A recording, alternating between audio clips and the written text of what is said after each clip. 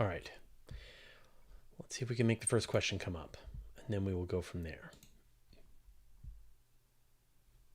Did that come up? Excellent. All right. Emperor Bushido asks, what if we just nuke Europa? So, like, I don't even know how to do this job anymore. All right. Europa is exciting in the solar system because there is evidence that there is some kind of liquid ocean under this shell of ice on this moon of Jupiter. The problem is that this ocean of water is maybe 50 kilometers below the surface, maybe 100 kilometers below the surface. Really don't know how far down it goes, but it's definitely not at the surface. And this is one of the big questions that the Europa Clipper is going to answer. It's coming with a ground penetrating radar system that it's going to use to probe under the ice on Europa and try to find how deep this ocean goes, or at least are there pockets of water that are closer to the surface that we could find. And so you're proposing, like, why don't we just nuke it? And nuking the surface of Europa would have an effect, for sure, right? That if you set off a thermonuclear weapon, you would create a crater, but the size of the crater would probably not be as big as you're hoping, or as big as we could create if we just smashed something. But the size of this crater wouldn't be anywhere near as big as something if we just smashed something into it going 10,000 kilometers an hour. That something very special about just using raw velocity and mass to gouge out a crater. And we actually saw this on the moon recently. There was this Falcon 9 rocket that crashed into the moon and created a crater that was, I think, like 18 meters across, maybe 9 meters deep. It was big, but you know, it could be bigger, and it's not 100 kilometers deep. Like the kind of crater that you would have to create to get down to the ocean would mean that you were smashing a rock into Europa that was, I don't know, Chicxulub sized. You know, I haven't done the exact math on what it would take to crash into Europa to actually get at the ocean, but it would have to be very big. And it would be really tricky for us to use a nuclear weapon to do it. That said, the plan to access the ocean on Europa is to use a nuclear device. You just don't explode it.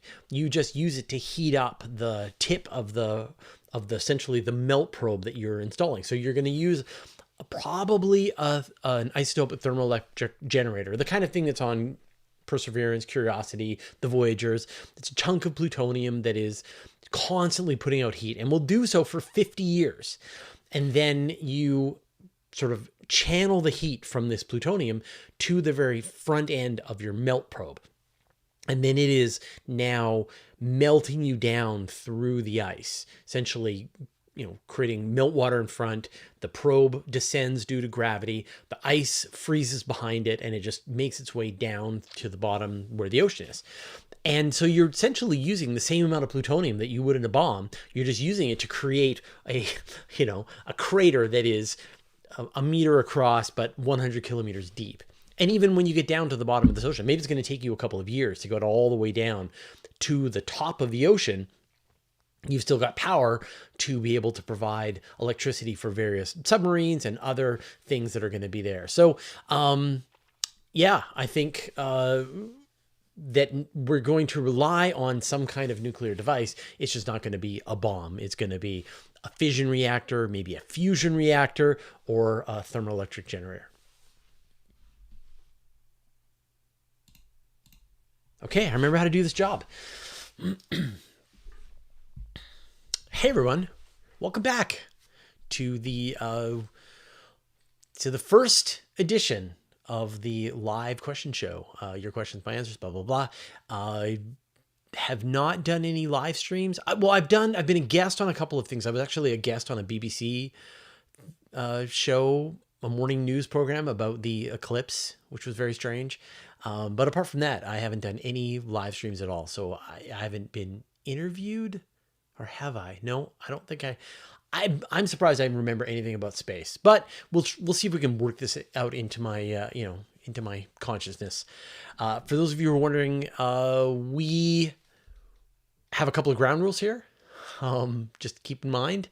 I try to give emphasis to the people who've never had a question answered before. So I see a lot of familiar names here, which is great. But if you're just watching silently, maybe you're playing some video game, you're like half distracted, and yet a question has popped into your brain, go ahead and put it into the chat. I can't guarantee that I will answer it, but I'm definitely looking for the people who've never had a question answered before. I am a journalist, not a scientist. And so I will not be able to provide you opinions about scientific theories. I can merely report on the state of the scientific theories as the scientists are sort of considering them. And, I think it's really important as a non-scientist to know sort of the beginning and the end of my expertise. I am not going to try to offer an opinion about a thing that I have not put in the time to study. And the chance of me making a mistake, gigantic. So yeah, there you go. And the third thing, is like we try to sort of, well, really, I don't have time to answer all the questions is the reality that, we will get a few, maybe 100, 200 questions over the course of this episode. I have time to answer maybe 50 in the 30, 50 in the 2 hours that we have together, although apparently 3 hours according to church discography, although my wife will kill me. So yeah. But keep in mind, like I try to answer, like I said, new questions, or from new people. But I am also sort of like running a simulation of our total question and answer corpus in my brain. And so if I feel like we've answered the same question a bunch of times, I might skip it. I might not know the answer. It might require too much math. No one has time for that. So just keep that in mind. It's not personal. Okay.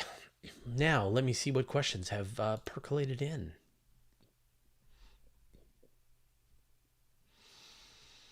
We'll start with this one here. Boy Spartan, no more non-8 p.m. Eastern Standard Time cast. There's no rhyme or reason to this. Typically, I do like one 5 p.m. Pacific, 8 p.m. Eastern, and then I'll do like an alternate time, and then another one that works for me, and then another alternate time. And like I'm torn. On the one hand, my brain craves repetition and stability and to do things on routine. And that is what's great about 5 p.m. If it's 5 p.m., I'm doing my question show. And the morning one, the one at 8 a.m., essentially, so that it's evening for people in Europe, that one's really easy for me to do. That's probably my favorite because I am very much a morning person. My wife is still asleep at the time. It just gets it out of the way. And now I've got the rest of the day when, typically at 5 p.m. I'm kind of winding down. So you're getting my most chipper version of myself, coffeeed up and ready to go in the morning. So maybe 2 shows going back and forth gives us the stability or gives us the coverage of the entire planet. I mean, I really like the idea that people who live in different time zones get a chance to participate in the adventure that is asking questions to Fraser. Why should it just be the people in my time zone? There are probably, there must be hundreds of people who live in other time zones around the world. And that part is just so exciting to me that I've got to figure out a way to do this. So maybe we just settle into 2 ones that are at opposite times of the day. And so like this time is actually really good for people in Australia because it's morning for them. So I don't need to do an Australia show. But the European one, like this is 2 a.m. in the morning for the people in Europe. I know, Zapvan is probably still asleep. So I think maybe 5 p.m. and then 8 a.m. and then just go back and forth would be the way. But then the 8 a.m. would be like 11 a.m. for the people in the East Coast. So like you probably have a job. So you won't be there watching. I don't know what to do. And then the one that I was doing for the Australia people was Sunday night at 10 p.m. And that just destroyed me. Like I am not in any kind of form at 10 at night on a Sunday evening. I'm cooked at that point. So that one just didn't work. But I think maybe we do the morning and the night, but we'll figure it out.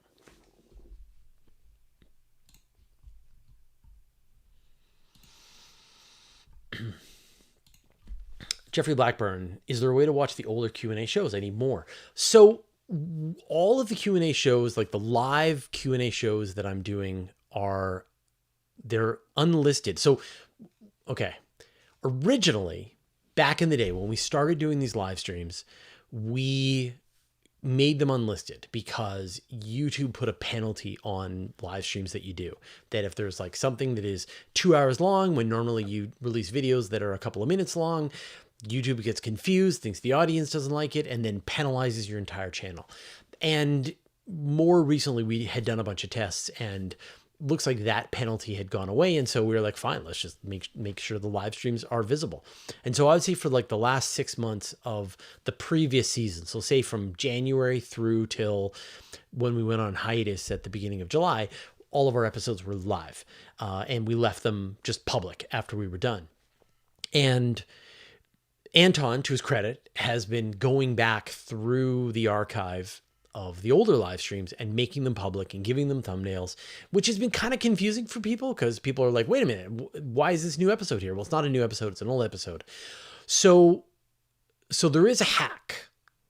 And the hack is that we posted a link to every single live stream QA that we ever did on Patreon. And so it's kind of hard for you to find it. But essentially every Monday, I would post the Q&A for Monday or Tuesday. So every Tuesday's episode, I would post the QA on Patreon. And then I would say, here's a link to the full unedited live stream. And that would be the version on YouTube, the 2-hour one. So if you want all of the short ones, all 455 episodes that we've done so far, you can just get them here on YouTube. You can get them on Patreon. And if you want access to the live streams, the last, say, 6 months are just public on our YouTube channel. But then previous to that, the place you can get them is that on the Tuesday episode of every question show, there's a link to the full live stream. And I totally get that that is not great. And I think the easy solution is for us to make a playlist that links the unlisted episodes as well. And so we'll do that. We'll make a playlist here on the channel that'll contain all the live streams that we've ever done. Some will be public, some will be unlisted, but you'll be able to go back and watch them all. So, and Anton is watching this right now, and he'll know what I'm talking about. Or he may want to just go and put them all live. And we just damn the consequences.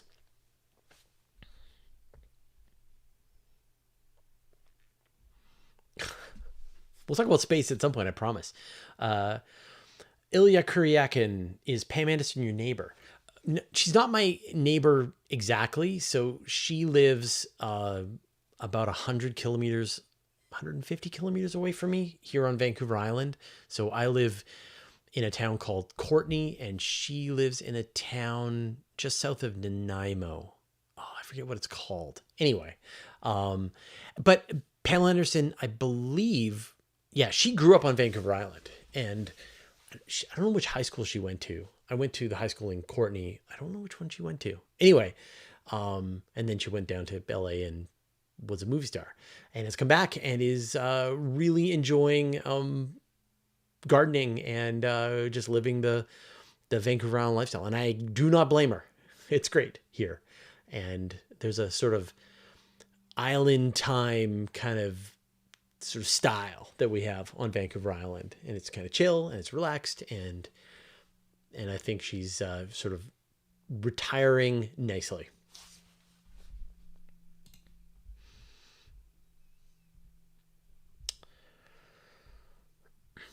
Okay. Yeah. Niels X, are we getting to space stuff tonight? Yes. Bring the questions.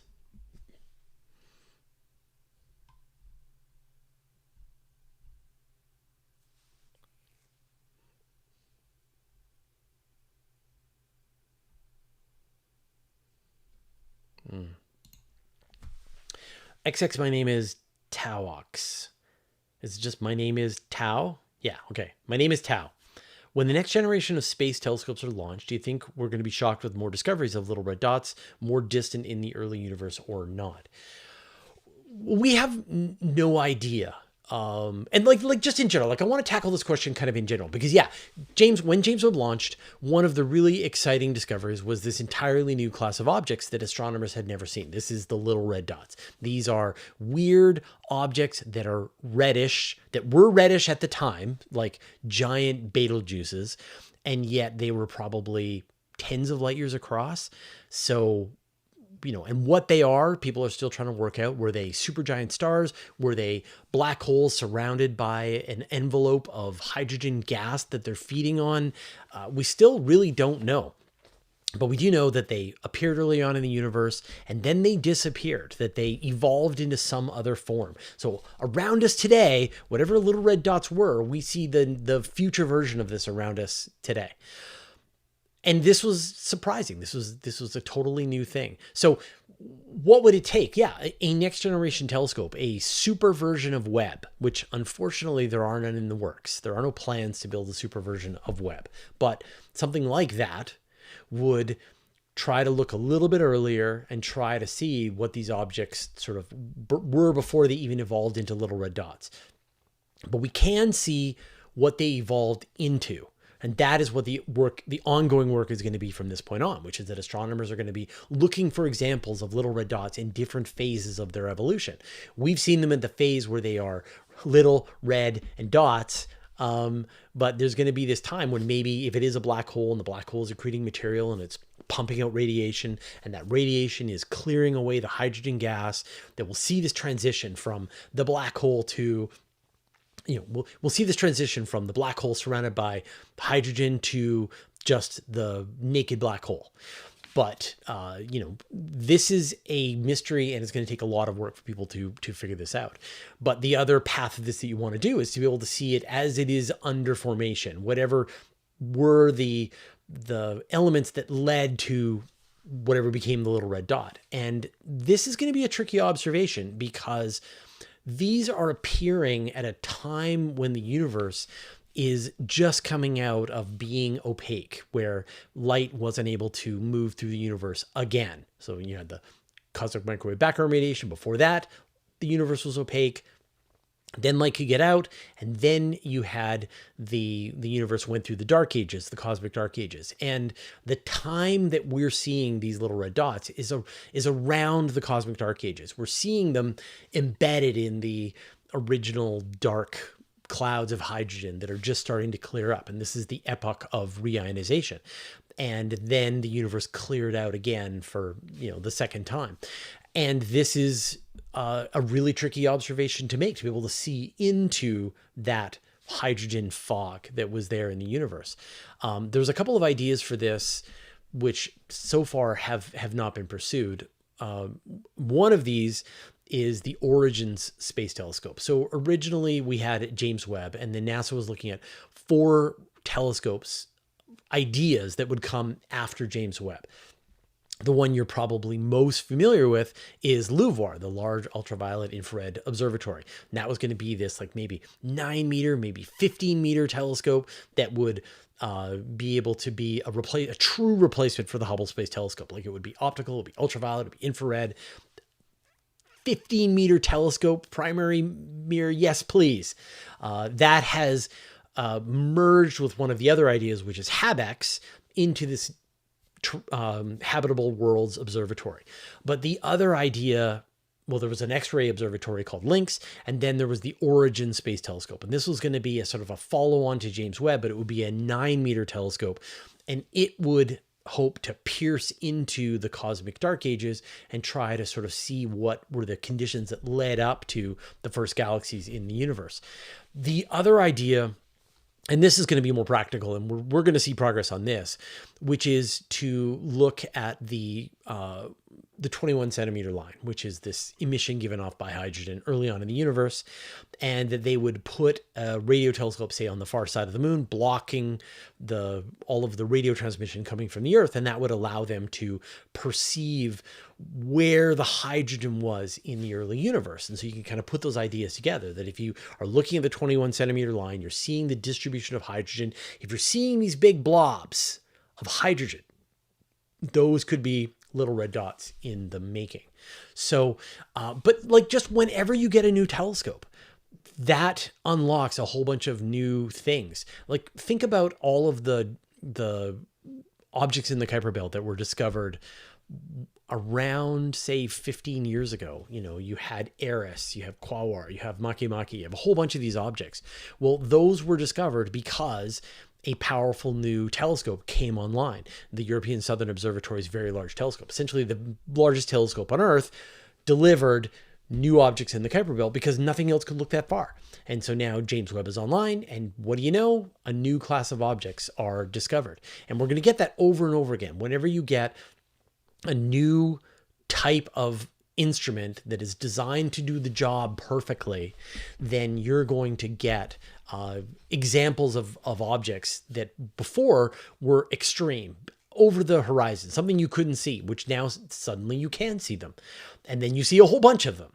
And what's kind of amazing about this is that once one of these things is seen, then you can go back to other instruments and go, wait a minute, could we see that in another wavelength? Oh, it turns out we could. And so, for example, the Chandra X-ray Observatory has been doing X-ray observations of little red dots because they know where to look now, thanks to James Webb. So just like in general, whenever a new telescope comes online, it will enable new kinds of observations that had never been seen. You're going to see the new low-hanging fruit of the next class of object that's out there.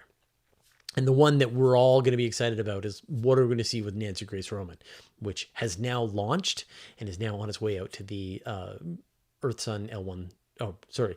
It's now on its way to the Earth-Sun L2 Lagrange point.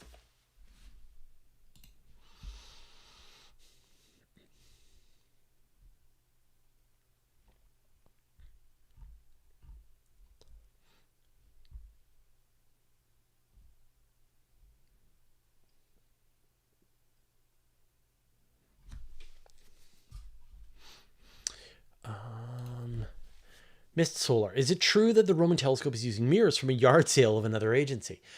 Yes. And this is like one of my favorite stories. And so I will absolutely regale you with this story. So a couple of years ago, the National Reconnaissance Office reached out to NASA and said, we have 2 spare Hubble Space Telescope class mirrors. Think about the Hubble mirror. They're 2.4 meters across. Like, these are world class, best telescope mirrors ever made. And the reconnaissance office says, we have these 2 mirrors. We can't use them.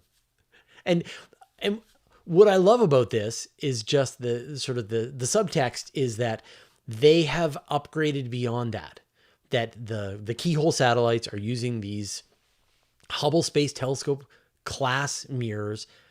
Who knows how many of them there are? I mean, I guess you can count up the number of Keyhole satellites, and that the old 2.4 meter version, no longer good.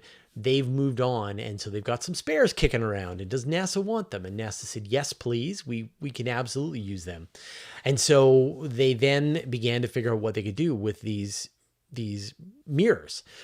And, they're not, from what I understand, they weren't sort of ground in the same way that the Hubble Space Telescope was. And so it made a much better fit for a wide field imaging system. And that's what Nancy Grace Roman is doing, is they're doing this wide field view of the cosmos. It's a much bigger field of view. It's going to be able to image much more of the cosmos than Hubble could.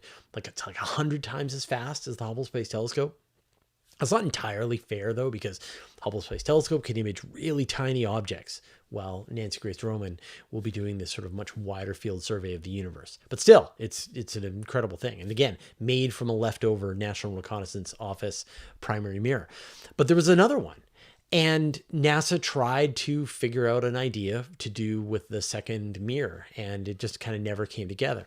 But the idea that I liked the best was, what if we built an Earth imaging satellite, but we put it at Mars? So you build a spy satellite, but you put it at Mars, and then it is imaging the surface of Mars at ludicrous detail. And I guess like then you would find out what the capabilities of the spy satellites on Earth are. I mean, right now there is a telescope that's 1 meter, no, half meter across. Anyway, the Mars Reconnaissance Orbiter is the largest telescope on a spacecraft that is away from the Earth, and it is imaging the surface of Mars, and it can see objects down to about a half meter across, maybe 20 centimeters across. So to know that, you know, you could have the Hubble Space Telescope looking down. In fact, you do have the Hubble Space Telescope looking down all over the Earth right now, and better. And we have one Hubble looking outward. We need more.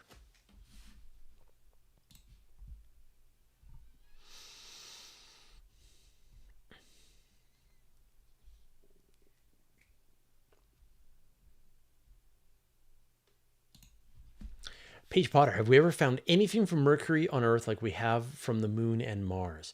So the question that you're asking is, have we ever found any Mercury meteorites? You know, we know of a bunch of Mars meteorites. We know of lunar meteorites. We have Vesta, the asteroid Vesta meteorites. And then, of course, we have tons and tons of meteorites from all sorts of random meteorites, or from random asteroids.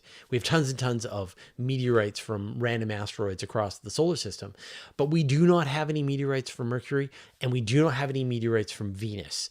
And, you know, the Venus one makes sense, right? You've got this really thick atmosphere, and it's closer to the sun.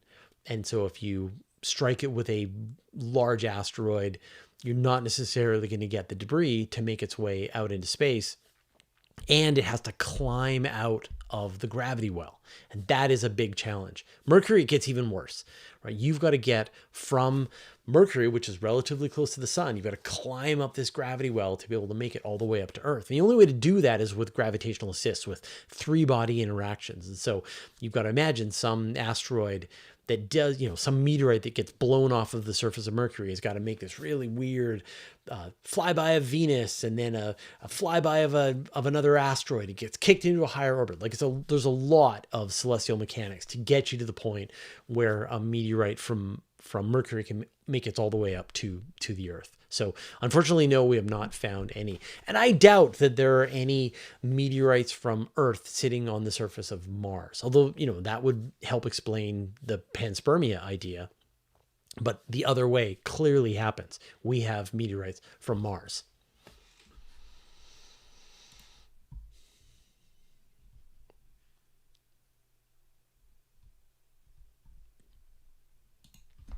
Zeldaborg Galactic Defender. If the CMB is the most distant light we can detect, why isn't most of it blocked by galaxies and other matter between us and the CMB? Man, it's an honor to answer your question. Thank you for your work in defending the galaxy. Yeah, so the CMB is the sort of the very limits, the cosmic microwave. So the cosmic microwave background radiation, the CMB, is the limit of what we can see in the universe. It is, I mean, it is a place in the universe. When we look out, it is about, say, 42.5 billion light years away from us. The light has been traveling for 13.8 billion years. It is 370,000 years after the Big Bang. So there's not much time before the CMB was released into the universe. And so it is a point in space, and it is also a point in time. And that, you know, the evolution of the universe is where, you know, the universe started out in some hot, dense state, and then it cooled down, and eventually it was like the interior of a star, and that's how you got hydrogen being fused into helium.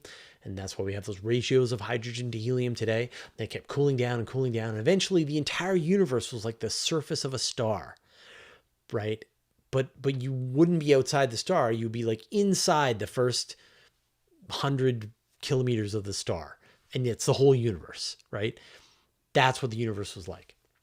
And then it cooled down to the point that light could finally start to move around in this new universe.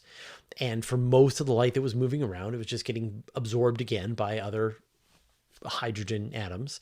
But some of it dodged and weaved and made the journey all the way to us today. And so, like, why didn't it get blocked by galaxies?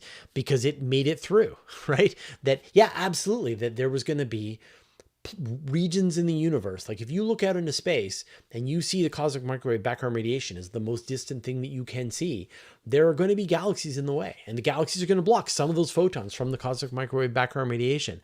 But galaxies are not opaque walls. They are filled with stars, gas, and dust, and they are translucent. And so photons from the cosmic microwave background can pass through them. Some of them are blocked. Most of them get through. And so we're able to see the CMB at the largest scales across the universe.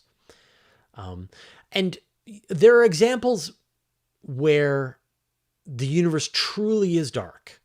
And the one that I always use is the example is the core of the Milky Way, which astronomers used to call the zone of avoidance, which is a region that is so choked with dust that you just can't see anything that is inside the center of the Milky Way in visible light astronomy. And another great example is like dark nebulae. Think about the Elephant Trunk Nebula. There are these, the dark nebula are clouds of hydrogen that have not been ionized. And so they are very dense and they are blocking the light. And you literally can't see through them. And if there was cosmic microwave background radiation on the other side of those dark nebulae, or on the far side of the galaxy, where we would have to look through the center of the Milky Way to be able to see them, we wouldn't be able to see them.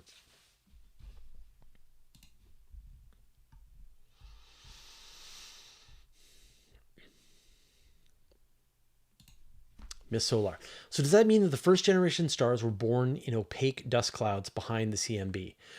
So just to sort of follow on to from your previous question about the earliest time in the universe, so this idea of the dark ages, and I'll sort of, man, this is going to be a long one, so just like buckle up. The sun is a population 1 star, right? Anyway, okay, let me do this another way around. Okay. The sun is like the 3rd generation star. It is the most modern form of the star, with all of the heavier elements that have been synthesized through previous generations of stars.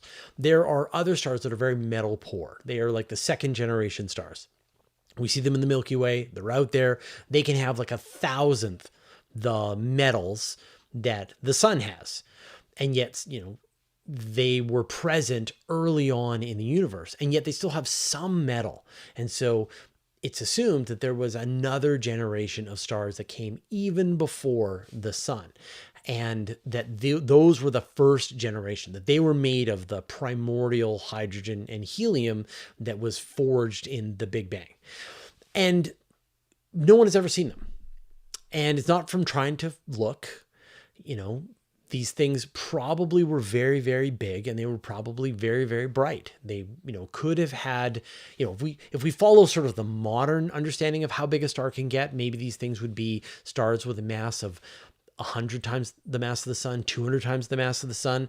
But there are theories that you could have really sort of special conditions early on in the universe, and that because they didn't have any of these other heavier elements in them, they could grow much bigger. Maybe they could be 1,000 times the mass of the sun, 50,000 times the mass of the sun, 1,000,000 times the mass of the sun. Like the jury is still out on how big those first stars could have been. And so they would have been very, very bright, right? They would be incredibly bright. And when they detonate as supernova, they would have been incredibly bright. But the problem is that they formed at a time when the universe was opaque. So, we talked about this idea of the cosmic dark ages, that, early on you had the first time the universe had gotten sort of the first time the universe had cooled down to the point that light could escape. And the universe kept cooling down. And over the millions of years after the cosmic microwave background radiation was released, the universe kept cooling down and kept cooling down. And all of that bright ionized gas cooled down and then went invisible again. But it was all still there. And so you just had this incredibly vast, dense clouds of hydrogen. And it was opaque. You know, we talk about this idea of a dark nebula. The entire, man, maybe this is my new analogy. Okay, yeah. The entire universe was sort of like a dark nebula that the light couldn't get through it. But it was star-forming material. And so you had these stars were starting to pull together inside these clouds, this fog early on in the universe. And you got more and more of these stars. These stars probably lived and died, detonated as supernova. Other stars formed, detonated as supernova, all within this fog. And then, you know, more and more stars, longer term stars are sticking around, and the radiation from all of those stars is heating up this initial gas and getting it to the point that it turns transparent again. This is the age of reionization. And that's as far as we can see. And we see with telescopes like James Webb and other telescopes even, we see this transition point. We see places where the cosmic fog is starting to lift, where those first galaxies we're starting to see them embedded in their clouds of gas.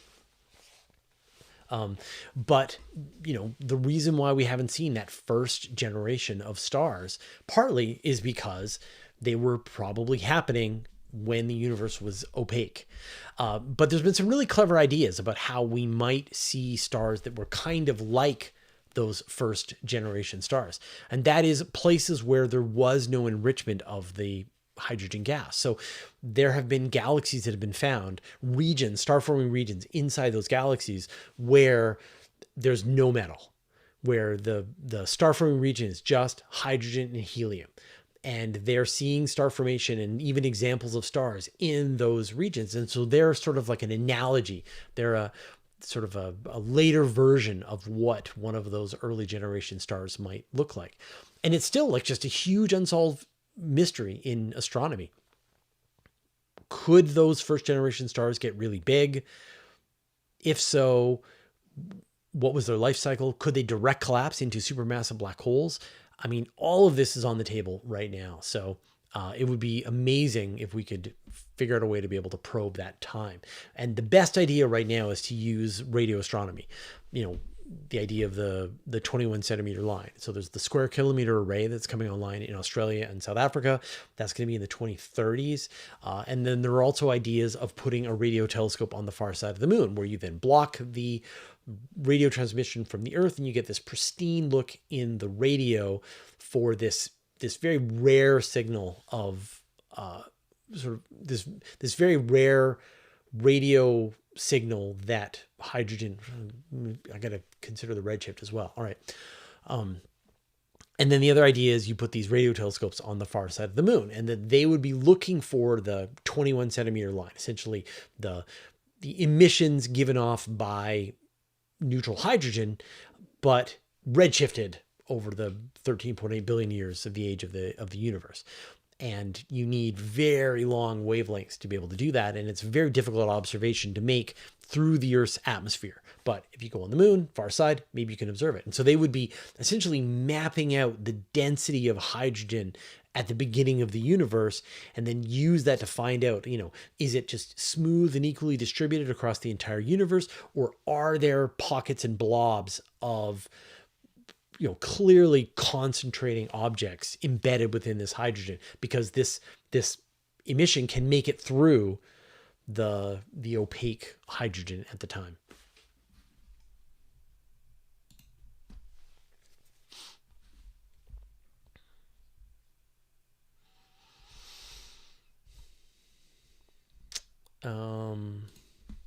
Ash D, did you watch the lunar eclipse? It was a cloudy day here in Montreal.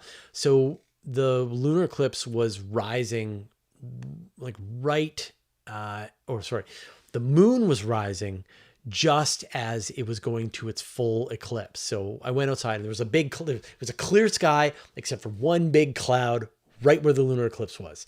And so we waited a little bit, and then we saw the eclipse peek out of it, and it was at maximum eclipse. The moon was red, but there was just this little sliver of white light on one corner of it, and that's a partial lunar eclipse. They're fine. You know, we went outside and looked at one like, yep, that's a partial lunar eclipse, all right, and then went back inside. Like, it's got to be total or nothing for me.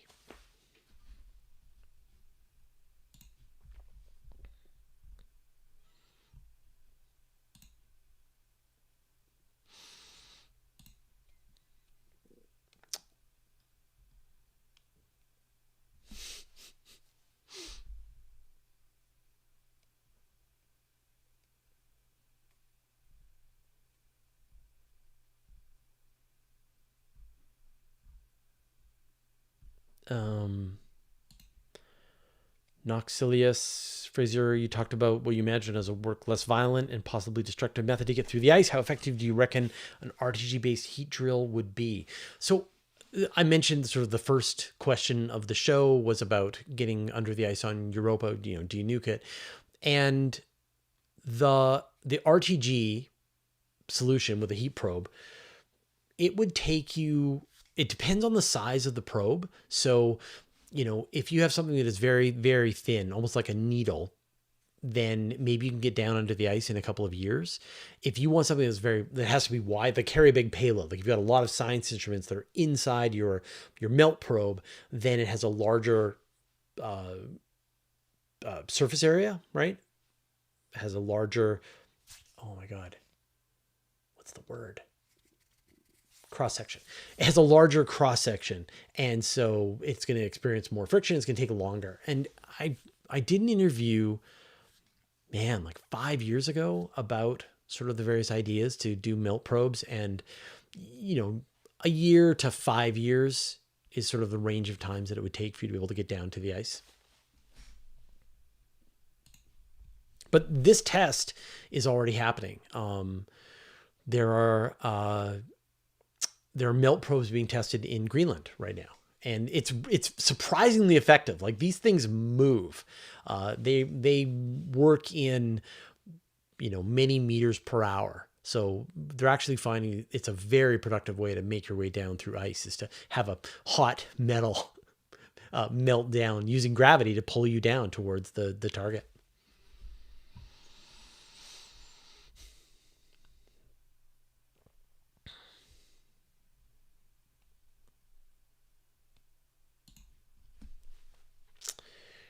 R. Warren, I'm fascinated by the surface of other planets. What would it take to image Proxima? Unfortunately, Proxima Centauri is really, really far away. And for all the feasible telescopes that we might build, we will never be able to see more than a single pixel for Proxima Centauri.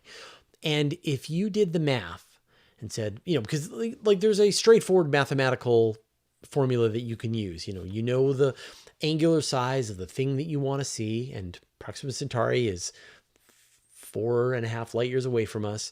The planet is going to be very small. You're going to need a gigantic telescope. You're going to need something that is on the order of like thousands of kilometers across. Like, it's going to be a very big telescope.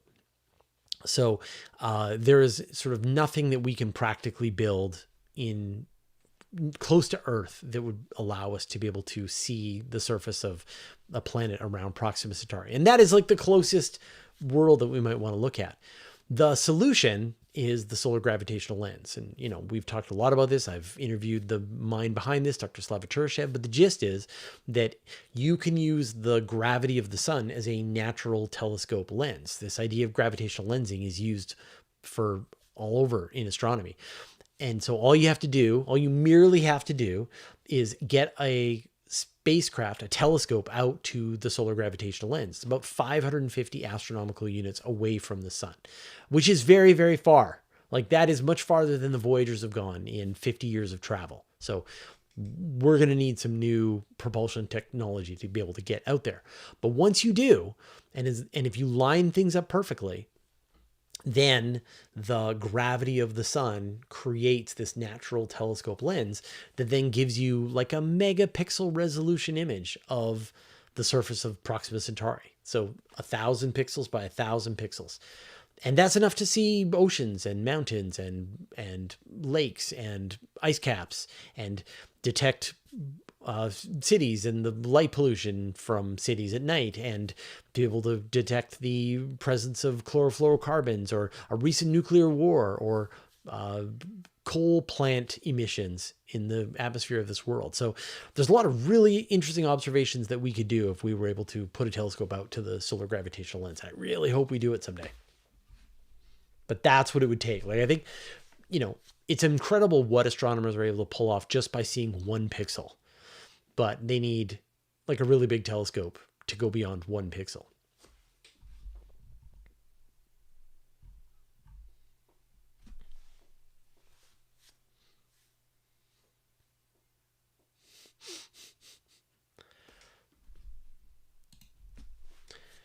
Apropos of wet snow, if a spaceship rounded up all of the dwarf planets in Pluto's orbital plane and plugged them into Mercury's orbital plane, would the IAU re-promote Pluto? Would it demote Mercury? Right. So the definition from the IAU of Pluto, and sort of the reason of why Pluto is no longer a planet now, it's a dwarf planet, has not gone over well. And we are 20 years after this vote happened, after this process happened, and still I think people are pretty salty about what happened to Pluto. And the official rule to make a planet, it's got to orbit the sun. Okay, no problem. It's got to have enough mass to be in hydrostatic equilibrium. Essentially, it's got to be a sphere, and then it needs to have sufficiently cleared out its orbit. And this is the sticking point. And planetary scientists don't use this at all, right? They're not interested in this definition at all. That, if Pluto orbits in roughly the same region, crosses the orbit of Neptune, there are plenty of other objects in the same area. And yeah, if you flung all of these objects down and had them join the orbit of Mercury, then briefly Mercury would not have dominance over its orbit. But then also all of these objects would sport tails. Right? You would have this, say you have 20 or 30 Kuiper-Belt objects in orbit around with Mercury. There would be mayhem. Things would crash into each other. And also there would be just this spray of water vapor coming off of all of these objects as the sun's radiation was blazing on them and wearing them away. And then after some amount of time, I don't know how long it would take, millions of years, you would be left with the rocky cores at the centers of all of these objects, and then they would all merge and Mercury would be bigger. So maybe there the IU would be right, which is like, wait, they'd be like, wait a second, see how this all plays out. Like, that was impressive that you put all those Kuiper-Belt objects into orbit around Mercury. Good hack, but just wait, see how this all plays out. And it will all play out with, and then there would be Mercury. Maybe a little bigger.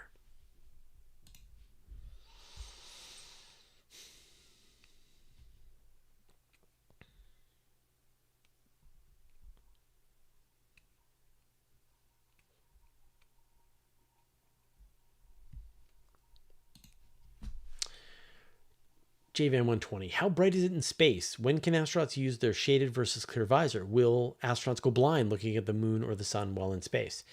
So how bright is it in space? It depends on whether the sun is up. If you are in shade, then it is absolutely dark because there is no atmosphere.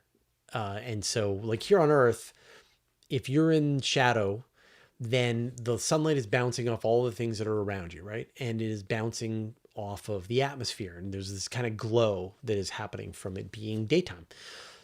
But once you're out in space, there is nothing that's sort of intervening the sunlight. And so it is either like really, really bright, like, oh, you need to put your sunglasses on, or it is pitch black. And it all just depends on whether or not you're in shadow. Now, like, obviously you can have some reflections off the other parts of your spacecraft that are in sunlight now, right?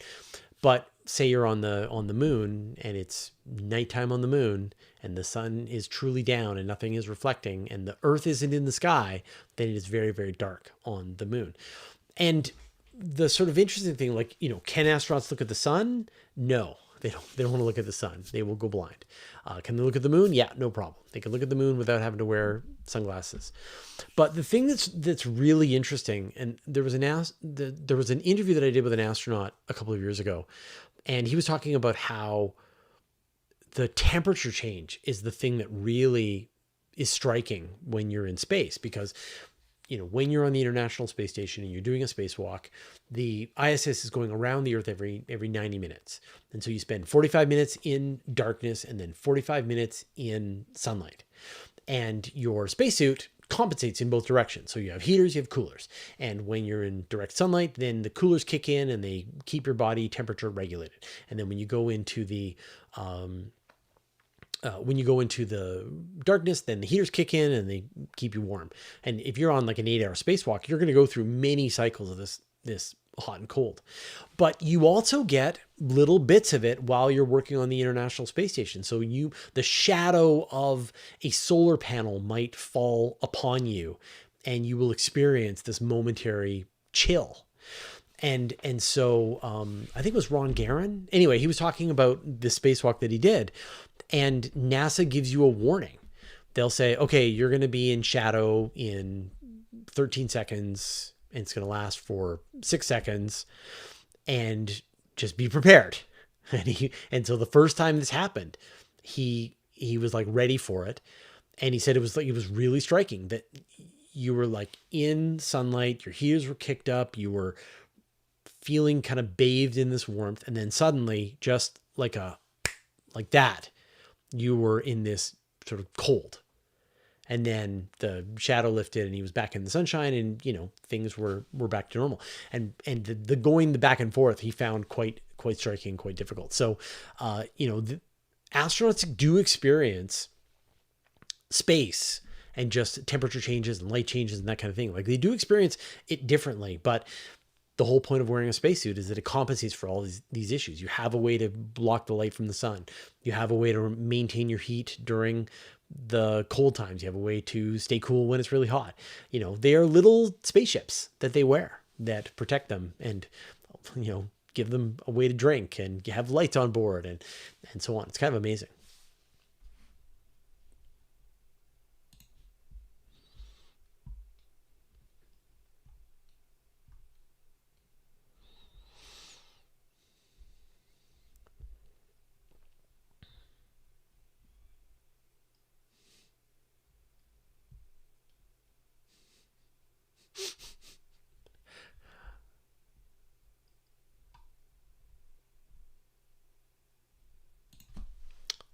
Alien Alloy. If I scream in the vacuum of space, have I gone beyond company health and safety procedures? So I'm already a lost cause.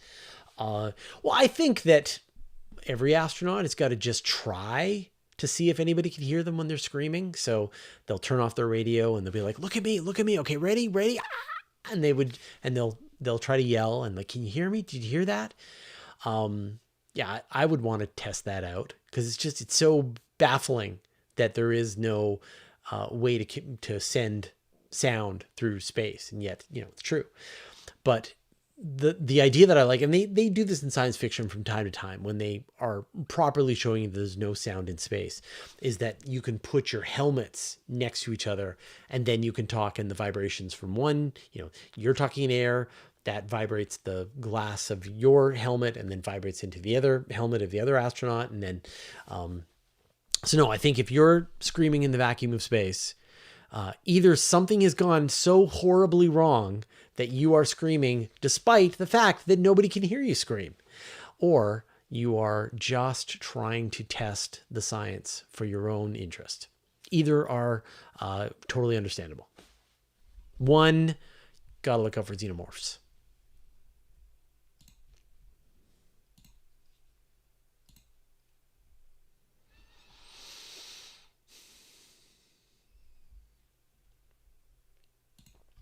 Sid Vicious, why was there little media hype about Nancy Grace Roman compared to James Webb when it launched?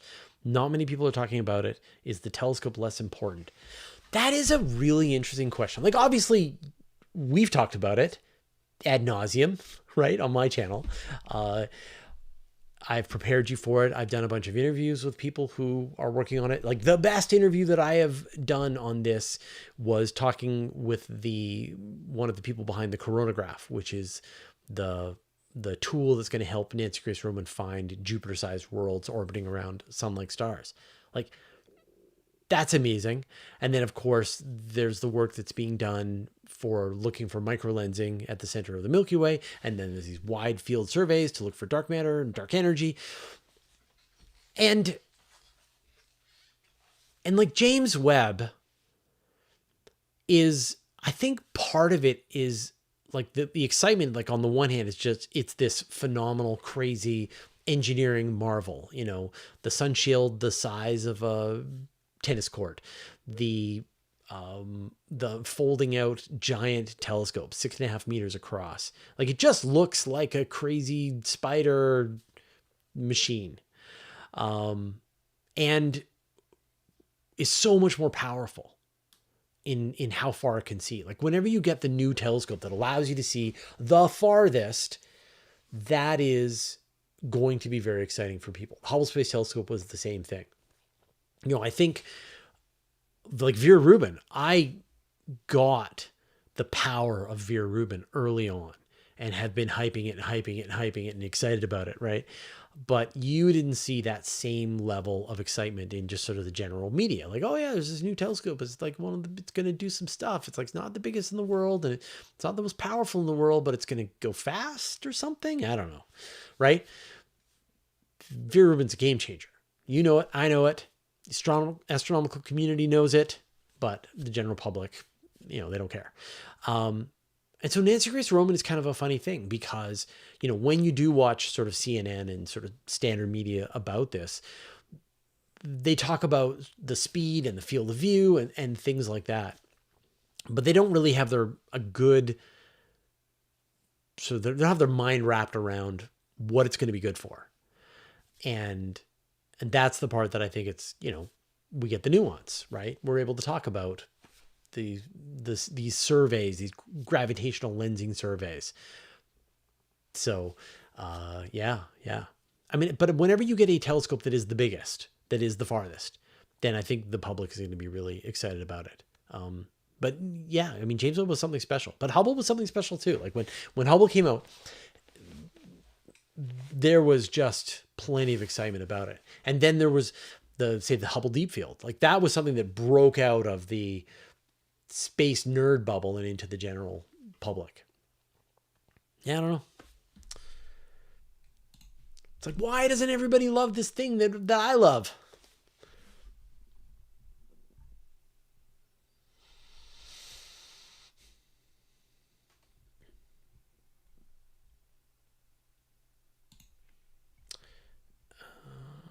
All right, another one from Zeldaborg.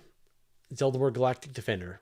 If you traveled outside the galaxy, away from gravity or mass, and then stopped, would clocks in galaxies appear to run faster or slower? So the rule is that clocks run slower in mass. So if you were far away, then the clocks would run slower from your perspective. And the sort of the practical example of this to always think about is Interstellar. They're on the surface of the planet orbiting around the supermassive black hole. And that means that the clocks back on Earth are running faster. And that's why his kid grows up and it's, you know, I don't know, 80 years before he gets back. Because the clocks are running slower on the planet next to the supermassive black hole.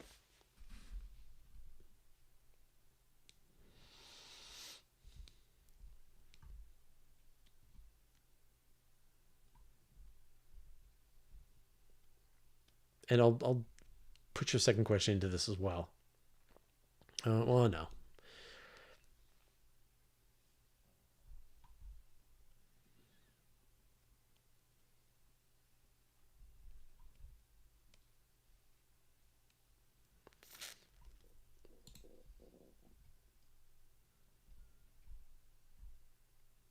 So a bunch of people are asking about the Roman telescope. How accurate was the launch? So I don't know yet. I mean, this is the kind of thing that we won't find out until a little bit later. But it was so fun to get that answer out of NASA. So I will definitely try to see if I can find somebody who will tell me just how accurate the launch was.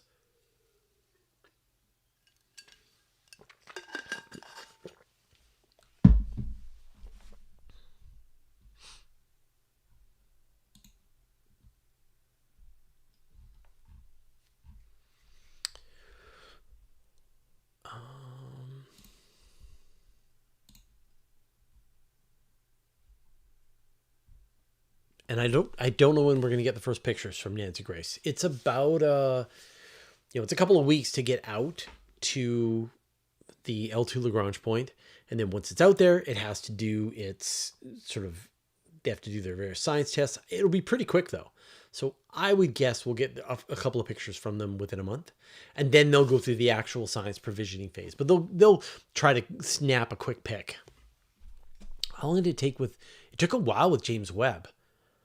But they had to do all of the unfolding. So Webb launched Christmas 2021, 2022. Man, it was so long ago. But they had to unfold the sun shield. They had to unfold the mirror. They had to align each one of the mirrors. We got the progress on that. But with Nancy Grace Roman, it doesn't require all of that. They have to extend the solar. They're probably already extended the solar panels. So they just have to take some test photos.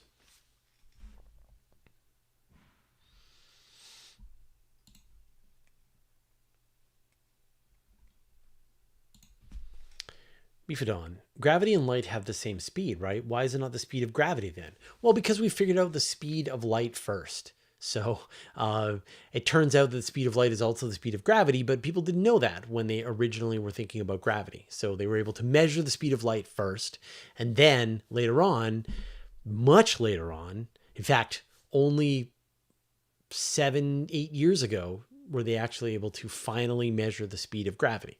And so, for the longest time, there were sort of two schools of thought about gravity.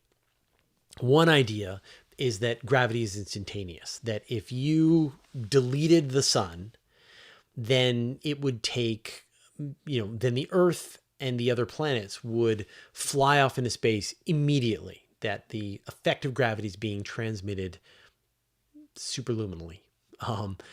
The other idea, and the one that everybody agreed with, was that the speed of gravity was the same as the speed of light, or close to the speed of light. And there was, there've been a couple of experiments designed to sort of prove this. Essentially, people were looking at how the shadow of the moons of Jupiter would fall on the Jupiter. They knew the distance to it. I forget the exact sort of experiment they were running, but they were able to sort of determine the speed of gravity through this, looking at how the light was, or how the shadow of the moons were falling on Jupiter.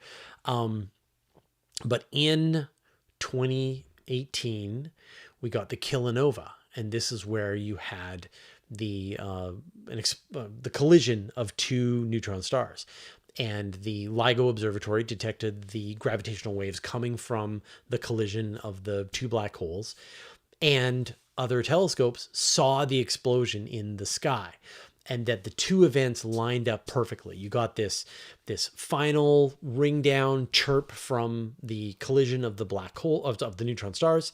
Again, you got the final ring down chirp from the collision between the neutron stars, and then timed perfectly, you got the light from the explosion seen by the other telescopes. And this object was 500 million light years away, and yet they were perfectly timed over that vast distance. And so we went from assuming that gravity was roughly the speed of light to knowing exactly that the speed of gravity is the speed of light. And the more general term for this is the speed of causality, right? That information can only be transmitted in the universe at the speed of light, which is really the speed of causality.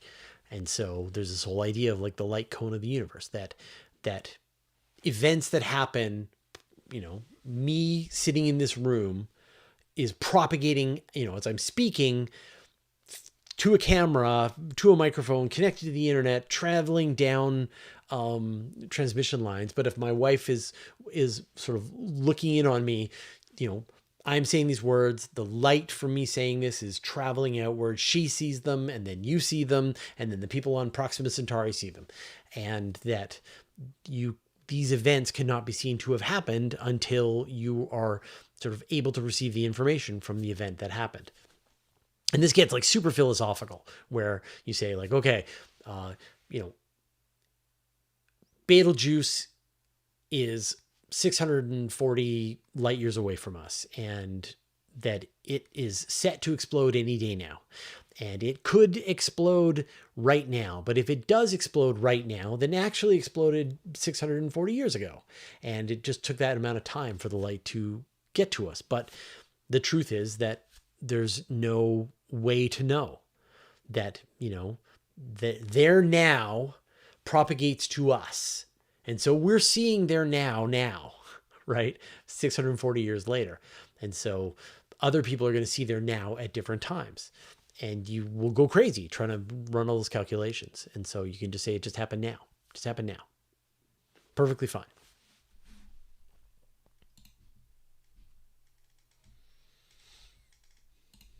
And that is technically correct.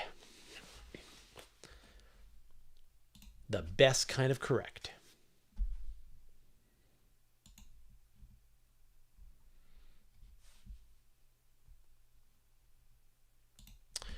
Church discography. If you're driving at the speed of light and you turned on your headlights, would anything happen? Yeah, you would see the light from your headlights move away from you at the speed of light.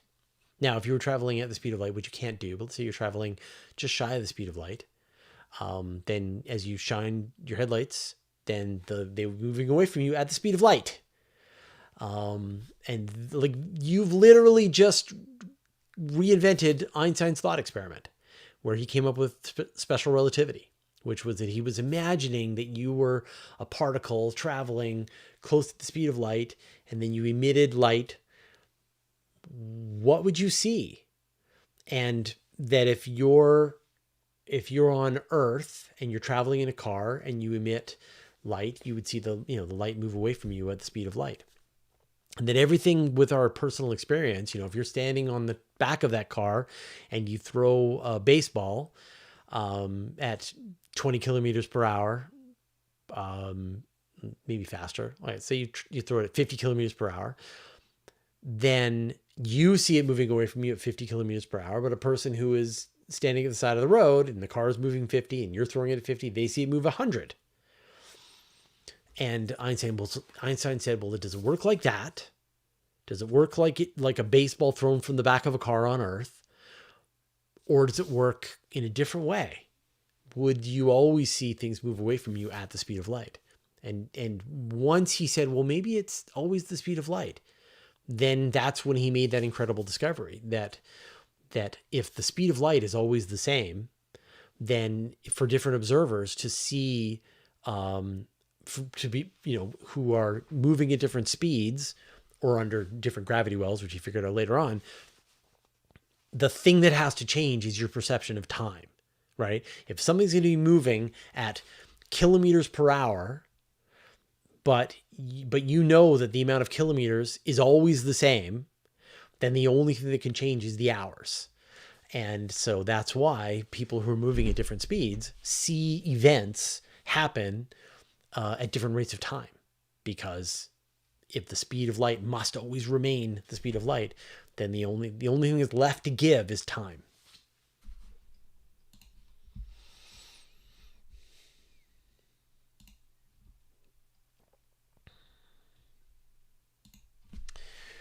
Luis Carniero, what in your opinion needs to be done for governments to invest more money in space? Do you think the private companies will invest more money than the governments? So we're now at the point where the space industry is about a $600 million industry, and it's growing quickly still. And when you think about NASA's budget is, what is it, 20 billion or so? Maybe if you add up the space budgets of all of the countries in the world, maybe you get to 30 billion, right? So right now, commercial space enterprise is already 10, 20 times bigger than government spending. So will private companies invest more than governments? Yeah, that happened a long time ago. So what will it take for governments to invest more money in space? I mean, the will of the people, that people have to vote for politicians who, you know, where they want their politicians to have more of an involvement in space, that they value space science, they value space exploration, and they want their tax monies to be spent on those kinds of projects. At a time when people are having trouble making ends meet, at a time when governments are overspending, concerned about inflation, I don't think we're going to be at a time when we're going to see more government spending on space. I think it is going to happen in the private industry. And the problem, of course, with the private industry is that it is profit seeking. Like corporations don't spend money on space if they don't see a return on investment. You know, they're going to build their satellite mega constellations. They're going to build their lunar mining facilities. They're going to I don't know, send their colony ship to Alpha Centauri.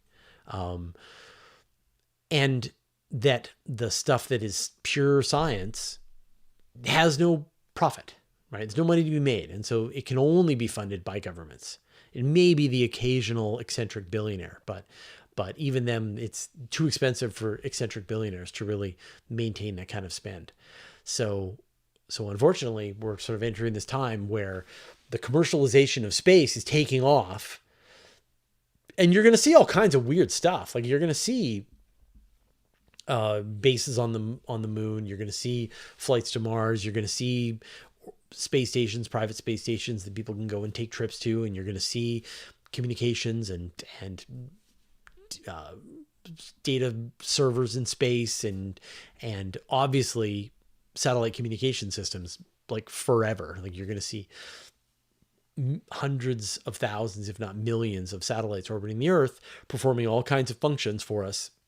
But you're not going to get pure science unless it's the government. So, you know, like that's a big ask. I mean, I think right now saying like, hey, you know, we live in a time where everybody really loves science right now, right? Don't we? And like, let's really encourage everybody to spend more of their tax money on science.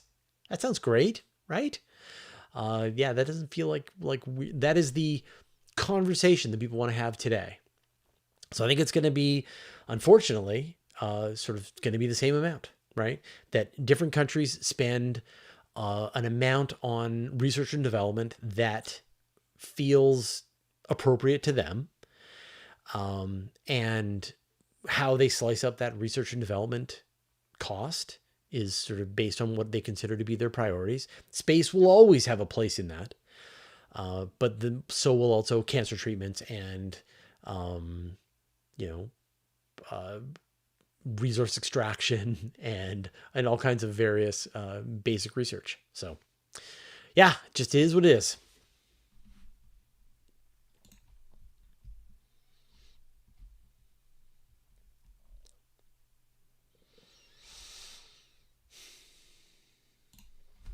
Gerald Blakefield. Why can we observe black holes to actually grow? Gravitational potential should cause the Earth to go to extreme time. What's wrong with this view? Yeah, so one of the weird things about black holes is that because they have such a massive gravity well, time clocks run slow on black holes. And so if you are sort of orbiting around a black hole and your friend says, okay, I'm going to go for it. I'm going to see what happens if I go down to the black hole. And you'll watch your friend, and your friend will slow down, and eventually they will just pause on the surface of the black hole from your perspective. And then they will fade away. They will redshift. Literally the light that is coming from them to you will redshift away. They'll start off in the visible, into the infrared, into the radio, and eventually they will just fade away on the surface of the black hole because of the time dilation. And so you say, well, what? How do black holes form? Well, that's just you seeing the light coming from the stuff that's going into the black hole. The event horizon of the black hole is growing to absorb the new material. And so, the mass of the black hole does increase by the mass of your friend, your astronaut friend, your brave astronaut friend. And that happens right away. But you don't see it happen. And only if it's like super close to the event horizon of the black hole. So, black holes are weird already. right?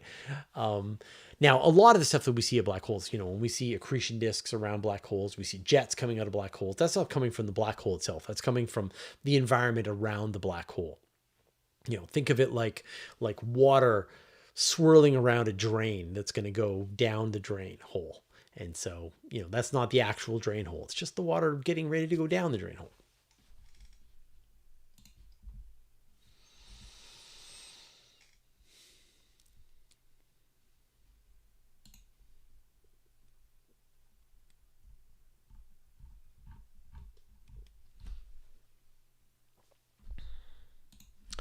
Dougal, has anything of substance been released from the UFO files? No.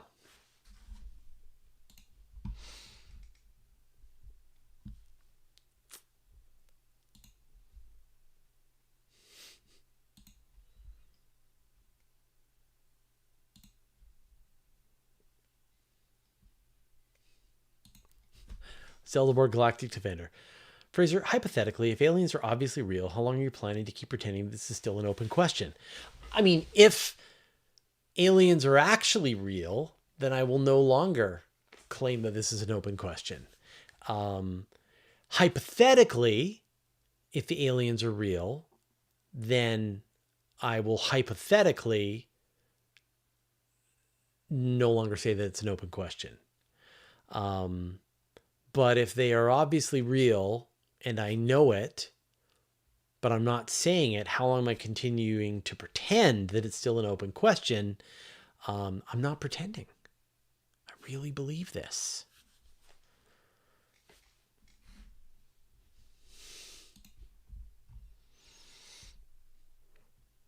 You had your chance, Zelda, to make me say whatever you wanted. Are you not entertained? And I got the message about the fact that you're helping out the Nepalese. That's wonderful. That, I mentioned in the episode where that came up, that, that's just part of you defending the galaxy. Thank you for that. Money well spent.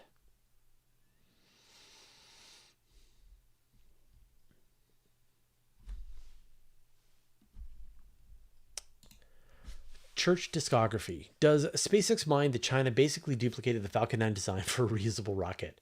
So you have to describe how a corporation minds. Like the way a corporation thinks that something is unfair is they sue.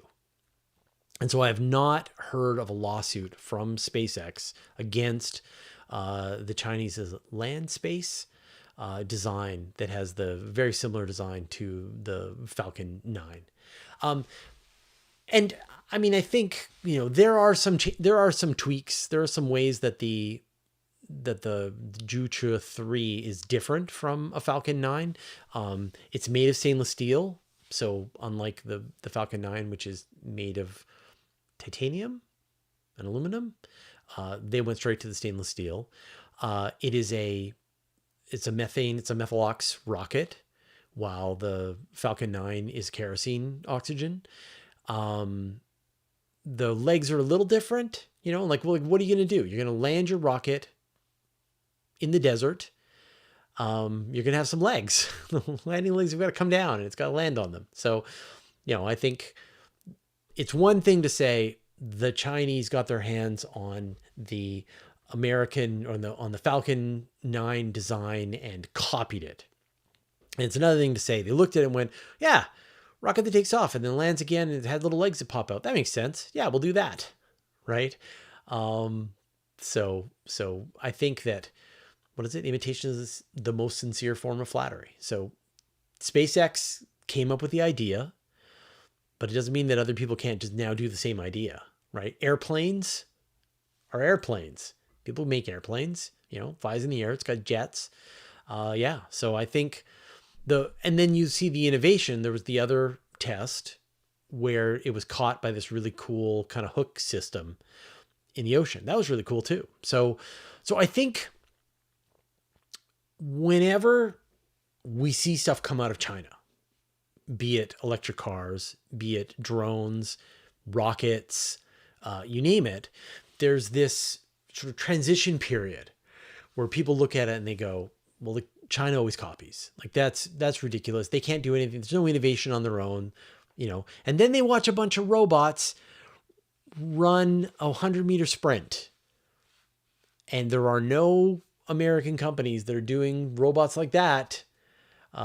So at a certain point, what looks like imitation turns into innovation. What is a fast follower turns into the leader. And in some fields, I think we will find that China is making, drones are a great example, right? Like China is not being inspired by any other country on the development of drones. They are the experts in drones. They make the best drones. And anyone else who wants to make a drone now is going to be copying China. And then you're going to see more and more of these fields. I think for a while there, China was copying electric cars. But at this point, they are the dominant electric car maker in the world. That you can buy an electric car in China that's like the equivalent of like a Nissan Leaf for about $7,000. It's crazy. And then their more luxury model is $20,000, the Seal. So I think that in terms of like the rocket, same kind of deal, which is that, it looks exactly like, or it looks very similar to what SpaceX is doing, but they're going to keep innovating. And who knows, if they get to a point where they're able to master fully reusable 2-stage rockets before SpaceX can, they had the first orbital Methalox rocket. Who taught them to do that? Right? They did it faster than SpaceX did. So I think that saying like China was just copies the West only gets you so far. And at a certain point, you say, well, like there's actual straight up innovation that's going on there. And I think it's at the same time, it's a bridge too far to say they're all just science fiction, like there's a ton of government spending that is directed towards certain kinds of fields that the government thinks that China should excel at. Solar panels, electric cars, and then there are problems that they sweep under the rug. So yeah, I think it's overly simplified to just say, oh yeah, they just copy everything. And it's overly simplified to say, oh yeah, they're just living in this science fiction future that we can only hope to. It's a messy reality that's a mix of everything.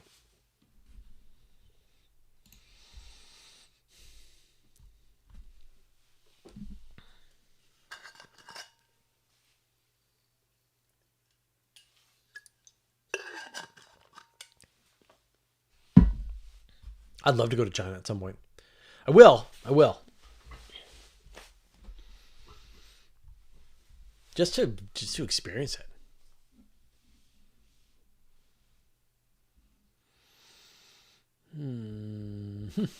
Okay. Questions.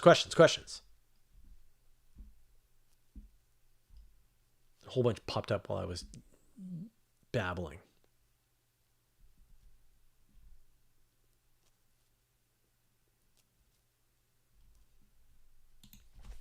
Gio Hondo. Could a future people on Earth that are nearing extinction due to the sun growth forever preserve human knowledge on like a moon in our system? Like a we once lived here message? Absolutely. And this is the kind of thing that is within our grasp today, that we could put together a message. Perhaps we'll make it a monolith form, right? And then we could put it on the moon, or we could put it on a moon of Saturn, or somewhere farther out in the solar system, or put it on an asteroid. And that it would preserve human knowledge. We could put Wikipedia on the moon in very small script, maybe laser etched into diamond or something.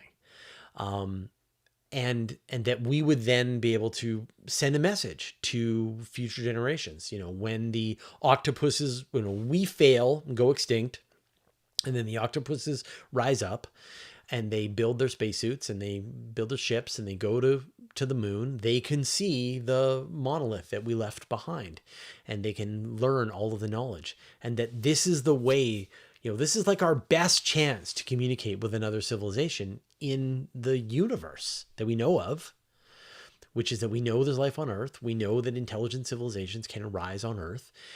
We are almost certainly the first, but maybe we won't be the last. And that we can send a message through time to future explorers to say, you know, here's all the stuff that we screwed up. Here's all the stuff that we knew. Here's all the stuff that we did right. Check out the Beatles, right? The band. They're good. I like them. Or Beethoven, whatever, you know, or Stargate. Watch Stargate. You know, we could provide episodes of Stargate to them. And that this is a way that we can communicate. It's guaranteed. You know, as long as someone will arise after us, then they will absolutely go to the moon. And when they get to the moon, they will find our record. They can't send any message back to us. It is a one-way communication. But isn't a one-way communication better than no communication whatsoever? Yeah, I think so. Like, it's a time capsule. And that's pretty cool.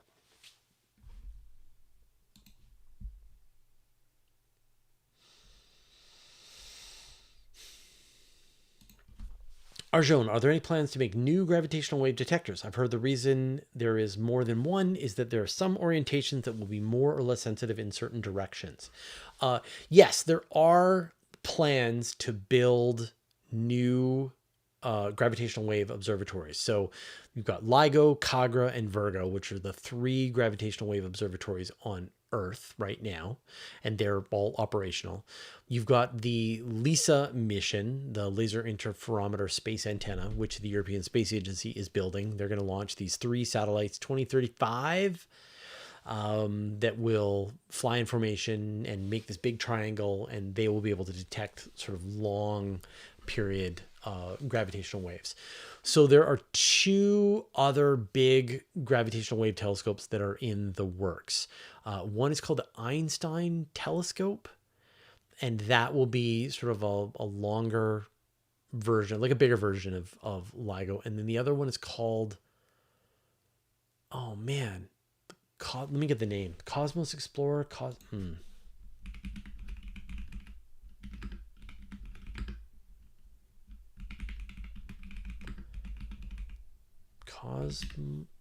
Cosmic Explorer. Okay, that's it. 40 kilometers, right? Let me just get the number. So yeah, 40. Okay, yeah, 40 kilometers. And the other big one is known as the Cosmic Explorer, and this would be a version of LIGO, but while LIGO has 10 kilometer long arms, this would have 40 kilometer long arms. And so it would be much larger, much more sensitive, and be able to detect new ranges of black hole collisions.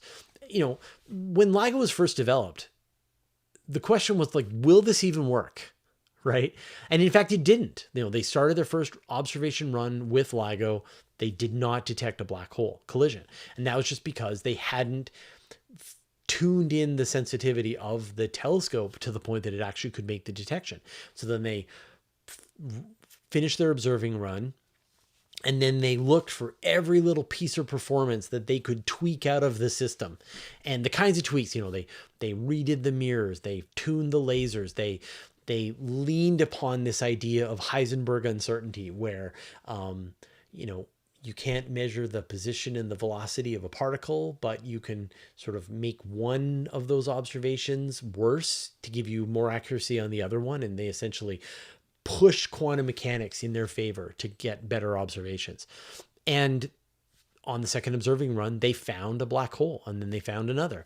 And then they tweaked the instruments again, and then they found even more black holes. And now we're at the point where they find a black hole, you know, almost every day. Black hole collision. Now we're at the point where they find black hole collisions almost every day. Of course, now the whole system is down right now. They're waiting for, they're going to do some upgrades and then bring it back online probably by the end of the year, so it can partner up with Vera Rubin. Vera Rubin's going to find kilonovas colliding neutron stars, and advanced LIGO is going to find the gravitational waves to go along with them. But now all of those lessons learned in tuning this smaller telescope will be used on this bigger telescope as the next generation version. But there's no concrete plans for this. No one's broken ground yet, but this is the one that the scientific community is planning for. So look for Cosmic Explorer. I'll try and I've actually reached out a couple of times to get somebody from the Cosmic Explorer team to explain the telescope, and people haven't gotten back to me, but I just haven't been insistent enough. So I will try that.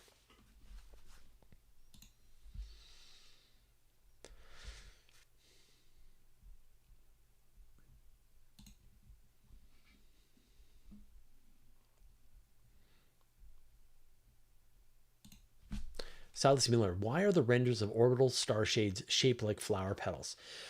Yeah, so this is sort of to the idea of a star shade or the idea of a coronagraph. Let's start with this. Okay, let me start again. Okay. The problem with observing planets orbiting around sun-like stars is that the stars are so bright and the planets are so dim. So when you've got, say, Earth-sized world orbiting around a planet like the TRAPPIST-1 system, a red dwarf star, then the star is about 10,000 times brighter than the light coming from the planet. Once you get to an Earth-sized world orbiting around a sun-like star, then it's more like 1 in 10 billion. The starlight is 10 billion times brighter than the light from the planet. If there was no star and the planet was that bright, you could see it. Like, we have telescopes that are powerful enough to be able to see that planet. But how do you know what is the light coming from the planet and what is the light coming from the star? So you have to block the light from the star. And the traditional technique for being able to do this is called a coronagraph. You essentially take the light coming from the star, you interfere it with itself, and you essentially null out the light that's coming from the star, and that the polarization of the light from the planet is going to be a little bit different from the light from the star. And so you should be able to see just the occasional photons that are coming from the planet. But this idea takes a coronagraph that is much better than anything that's ever been developed to this point. And so, like, the best coronagraph that exists in space right now is on James Webb. Actually, the best one that exists right now is on the Nancy Grace Roman Telescope. So it was recently launched and has a next generation coronagraph on board. It'll be good enough to be able to see Jupiter's orbiting around sun-like stars. But to take it to the next level, you probably want to physically block the star itself, but keep the planet visible. And so we have examples of flying star shades. So there's this spacecraft called Proba 3 that's launched by the European Space Agency. And it is 2 spacecraft flying in formation. And one spacecraft is called the Occulter. And it flies and tries to get in the way of the sun and perfectly block the disk of the sun from the perspective of the other satellite, essentially creating a total solar eclipse. But it can do them a couple a day. And so the 2 spacecraft of this mission are constantly making total solar eclipses from their orientation. And that works great because you block the light from the sun, then you get to see the corona and the faint atmosphere around it. You see coronal mass ejections, and the smoothness of the Occulter spacecraft is perfectly designed for the sun. And so from what I understand, that if you have a perfectly round Occulter, essentially, star shade, essentially just a circle of aluminum that's flying out in space, then light can leak around the edges of it. But if you make this sort of star shade shape, essentially the jagged edge around it, then you're able to detect the light that is leaking around the outside of the star shade and essentially interfere itself with itself the way we talked about with the coronagraph and make that light go away. And so you want to capture that that leaking light, and you want to then null that away, and that gets you the planet. And so the star shade has to fly about 10,000, maybe 100,000 kilometers away from your telescope. And then it is literally blocking the star, but not blocking the planet that is right beside it. And originally, this idea actually came as a NASA NIAC award in the early 2000s. And then it was originally proposed to fly with the HabEx mission, which was going to be one of these next generation telescopes after James Webb. And then they merged all of these missions together and you get the Habitable Worlds Observatory. And so it will probably have the star shade with it. But there's another idea to build a star shade that will probably happen sooner than that. And that is the European Southern Observatory, the European Space Agency are looking to build a star shade that will work in concert with the Very Large Telescope on Earth. It's actually an idea from John Mather, from the Nobel Prize winner, mind behind the James Webb Space Telescope. And that is that you launch this star shade that orbits the Earth in this very special orbit so that it flies above Chile at exactly the right spot and occults a star revealing the planets beside it, and then it continues its orbit and comes back to its new position, and that you could have something orbiting the Earth and do that same job. And so you don't need to fly a telescope and its starshade in in formation. You can actually just put a starshade in orbit around the Earth and get the benefits of it. You could link that up with, say, the upcoming extremely large telescope, that 39-meter telescope that's going to be built in Chile, and have it have its own starshade. And that's a pretty cool idea and very practical. And I think we will see that before we see the one that'll fly with a spacecraft.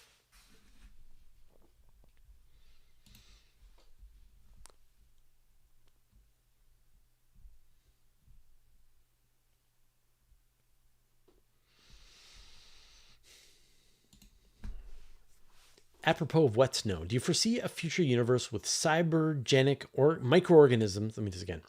Apropos of wet snow, do you foresee a future universe with cybergenic microorganisms that populate the empty void of space like microbes do here in the water and air?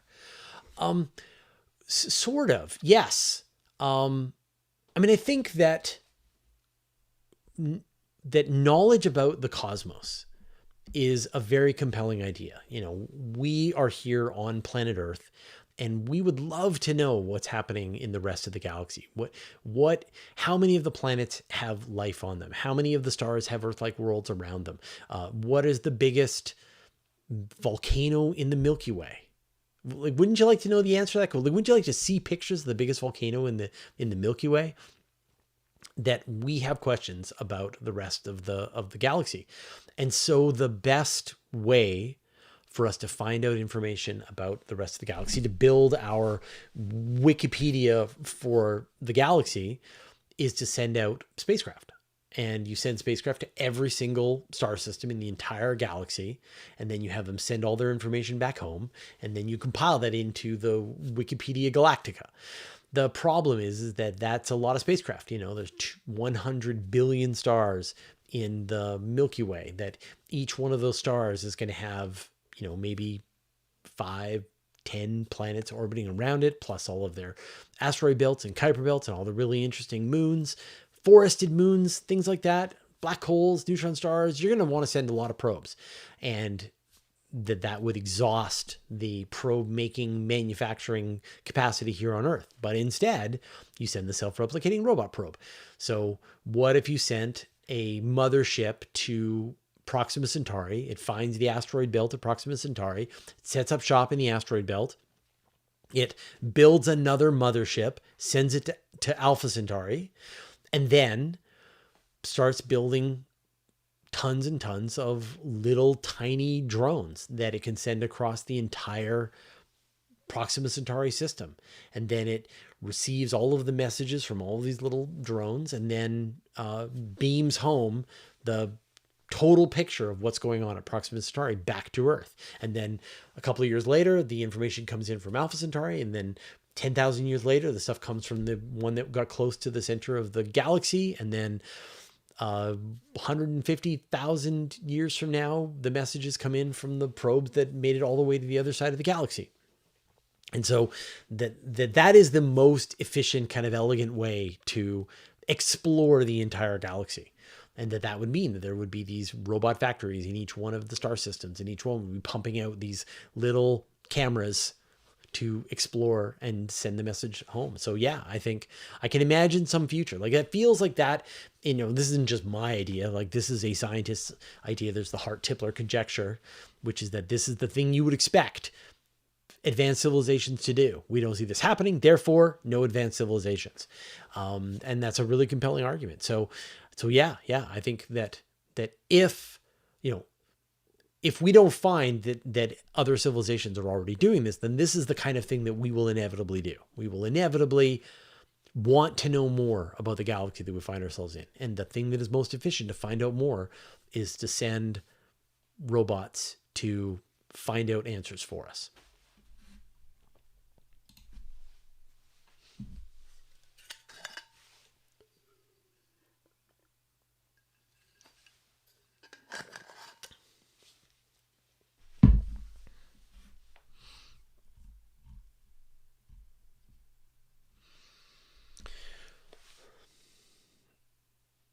Ilya Kuryakin. Anyone notice that no one is talking about the Ponzi scheme called Mars colonization anymore?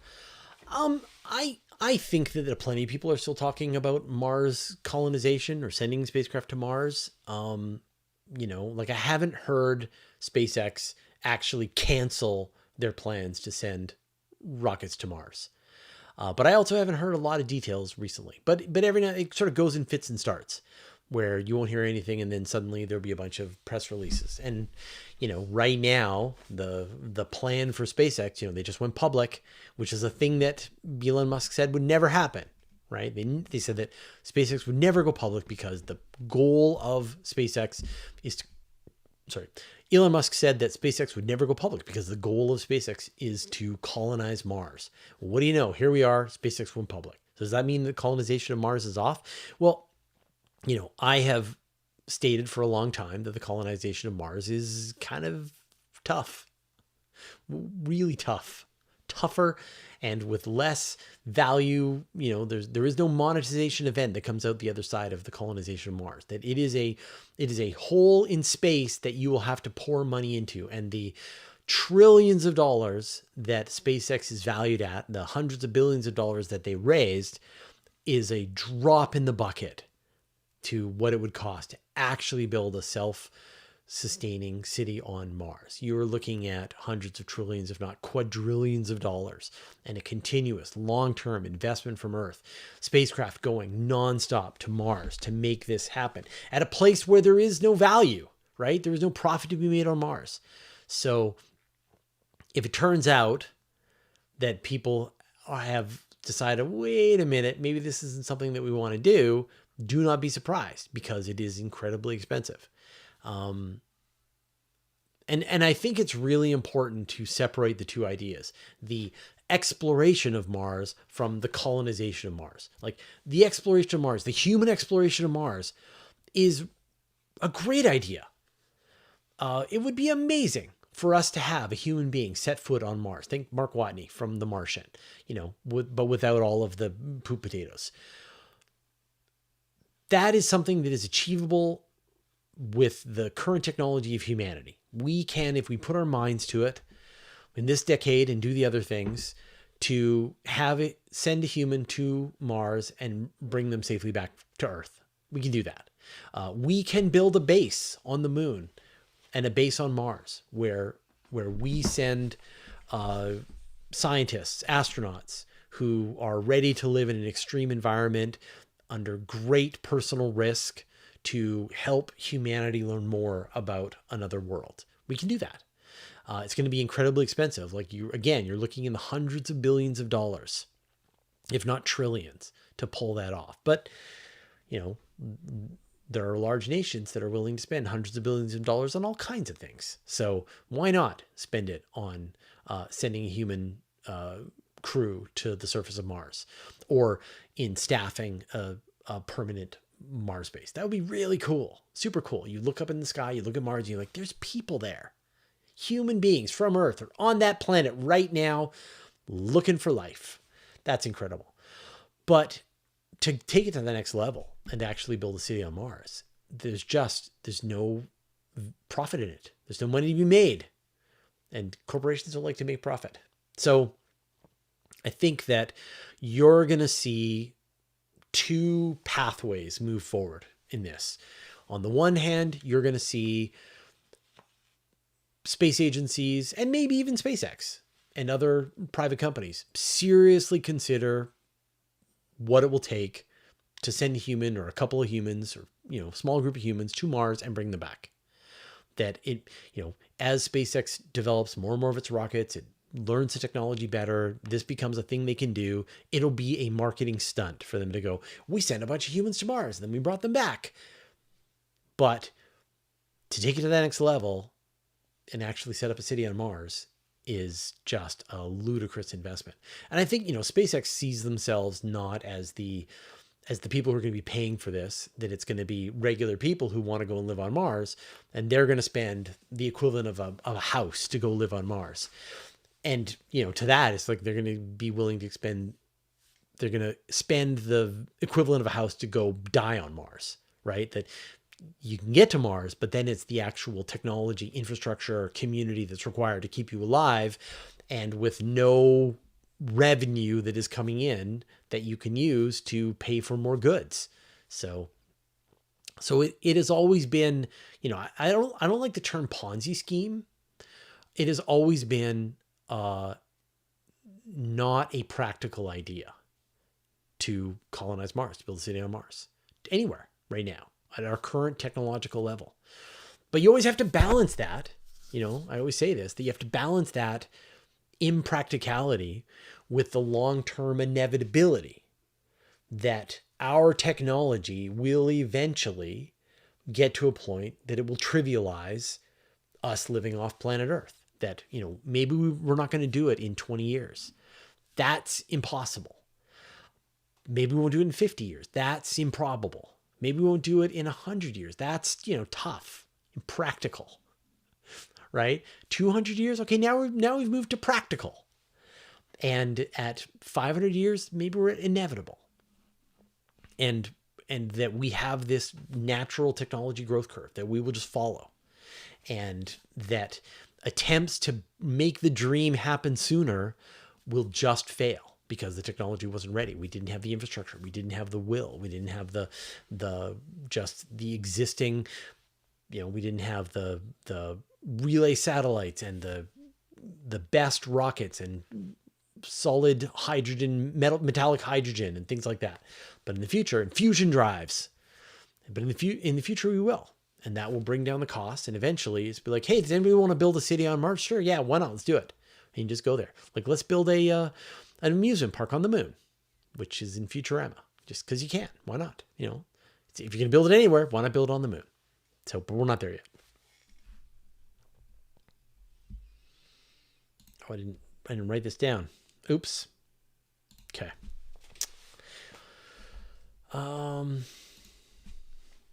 Dude, when is the next live telescope viewing? So I broke my camera. So I was like getting ready to do a collaboration with an astronomer, and everything was done and ready to go, and it was perfectly clear skies, and we'd set up the time, and she was going to show up, and we were going to share the telescope view and talk about the objects. And I made the telescope do something that I'd never asked it to do before, like a slew, and it popped off its mount and landed on the ground and landed right on its USB port, right where the camera goes in, and cracked the USB board on the camera.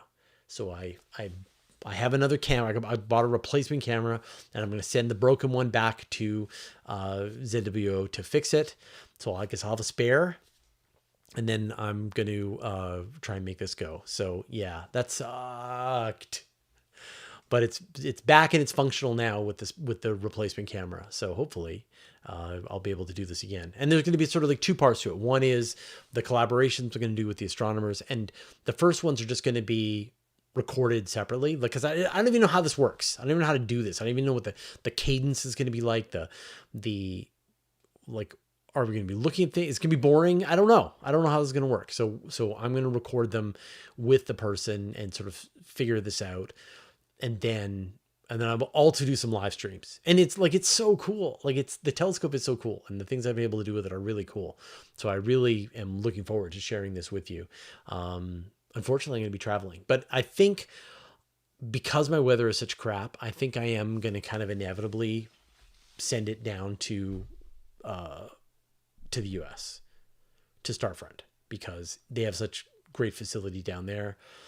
It'll be a much happier telescope among its friends. So I think that's kind of the inevitable move that I have to make. Is I'll fly the telescope down to Starfront, tour the facility, set up the telescope on the pier, do a bunch of tests, get it operational, and then I'll be able to live stream.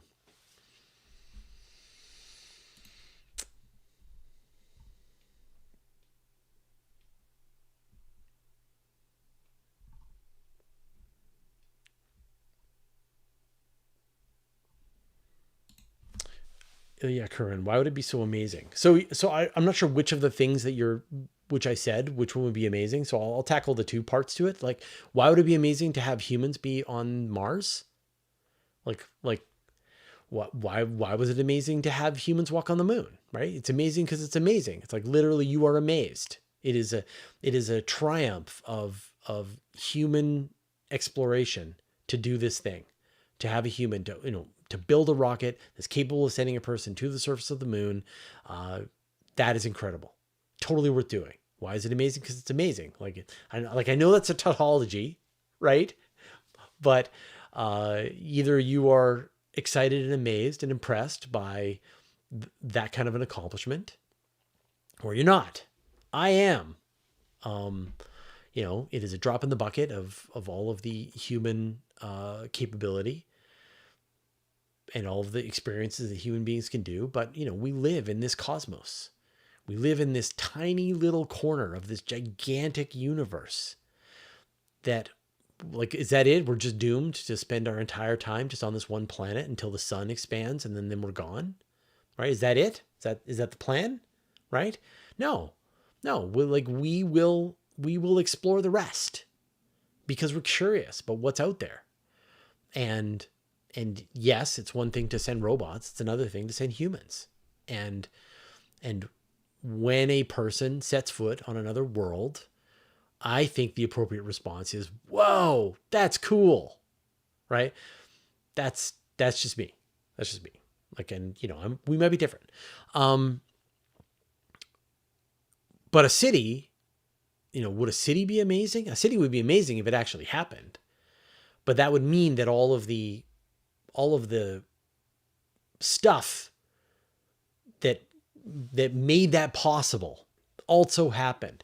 We developed better propulsion systems. We developed better computers, that we had come together as a human civilization to be able to do this kind of a thing that required a level of human cooperation that had never existed before. That would be great.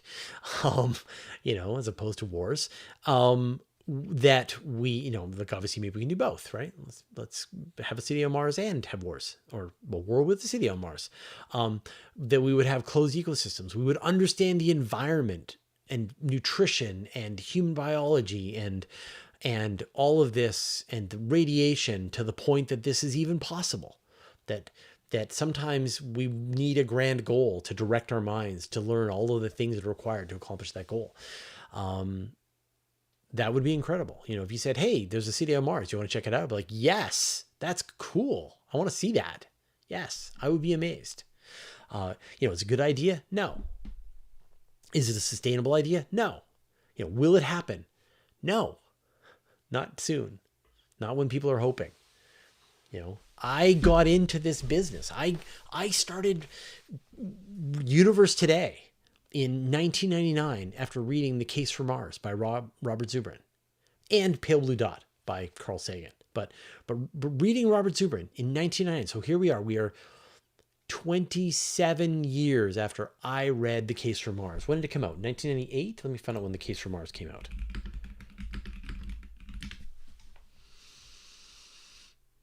Um, 1996. So we are 30 years after Robert Zubrin wrote The Case for Mars. 30 years. And you can go back and read that book and it'll feel fresh as today. Like he's talking about living off the land, in situ resource utilization, about sending a mission that goes to Mars, that lands, that you use the Sabatier process to be able to pull carbon dioxide out of the air. You mix it with hydrogen. Either you find water on the surface of Mars or you bring hydrogen with you. You mix them together. You create rocket fuel. Your rocket is able to come home. That it dramatically drops. And he estimated that you need about $10 billion to be able to send a human mission to Mars and back in 1996. And the space exploration community was so inspired by what he proposed that it created the Mars Society, which had annual conferences every year. I've been to a Mars Society meeting. It was the inspiration for both Elon Musk and Jeff Bezos to create their space companies, and me to start Universe Today. And who knows how many other people of equal stature to me and Jeff Bezos to get inspired about space. And we are 30 years after that happened. I was I was 26 years old, 25 years old. I was 25 when I read that book. And now I am 55. Right? I have lost my hair. I am an old man. I have adult children. The ideas in the case for Mars have not progressed at all. Like, yes, SpaceX exists. Yes, they have developed reusable first stage rockets. Incredible. We're watching the development of Super Heavy and Starship. Jury is still out on whether or not this is going to work. Probably it's going to work, but it might not work. But we'll see. Probably it's going to work. But that does not a long-term sustainable human colony on Mars make. So I think it would be cool. I think it would be amazing. And I don't think it's worth doing.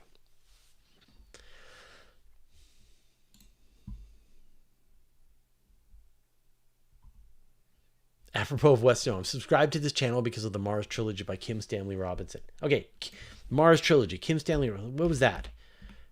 Early 90s?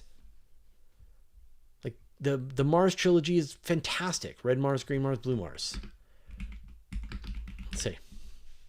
The Mars Trilogy, 1992 was the first of the books. So we are closing in on 40 years. 35 years. Right? Like, God, we're so old. And space still just feels like it's so far away.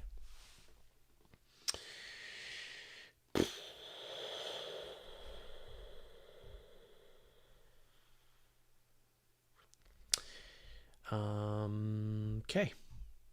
Well, I think we've sort of reached the end. You got me. You got me into rant mode. That's awesome. So much fun. There you go, Jimmy James. A rant, yes.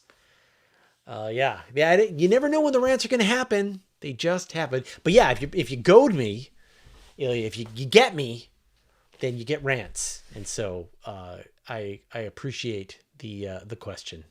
What a fun question. Okay, so what's going on? We just posted the new patrons only question show, which was amazing. I just did an interview with Alan Stern, like 2 hours before I began this broadcast, about New Horizons, about the Lucy mission, about satellite mega constellations. As always, Alan Stern is phenomenal.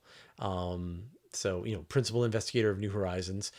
One thing that was interesting was that when I did an episode of Space Bites and said Charon as the moon of Pluto, I got a ton of people telling me how to pronounce it. And the line that I always use is that this is the one that Alan Stern uses. So, he is the principal investigator of the mission to Pluto and its moon, and he says Charon. And that in fact there are 3 official ways that you can pronounce the moon of Pluto. So there's the original Greek one, which kind of sounds like you're clearing your throat. So it's like Charon. There's the English-sized version of it where you say Karen, right? Where you give this hard K, which makes the sort of the folks on the internet happy. But the answer that Alan Stern gives, which I think is really cool, is that the guy who discovered Charon, let me get the details right. So it was discovered by James Christie. And so his wife's name was Cheryl. I think it's Cheryl. And so he picked that name. There we go. No, Charlene. Sorry. Okay. So Christie first suggested Oz and then the name Sharon as a scientific sounding version of his wife Charlene's nickname, Shar. And so Christie himself pronounced the initial one as he had named the moon after his wife, Charlene. And so the name Sharon is essentially the guy who discovered Sharon kind of wanted to name it after his wife, and he picked a word in Greek mythology that is similar to the name of his wife. And so the pronunciation that Alan Stern uses is Sharon, which is the same pronunciation that Christie uses, the guy who discovered it. And he's giving homage to his wife. And I think that's cool. And I think that's a perfectly valid way to pronounce the word. And so now that I understand the full story, I'm going to stick with Alan Stern's pronunciation.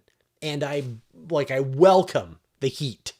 I welcome the internet but actuallys that are going to happen every time I say the word, because it'll just give me the chance to just respond and go, but actually, in return. And I will out actually the actualiers. All right. We did it. We reached the end. So thank you, everyone, for hanging out with me on this final triumphant return. It's funny. In the beginning, I'm like, oh, like how do words work? And where's space? Is space up? But by the end, I'm like, I'm back in the zone.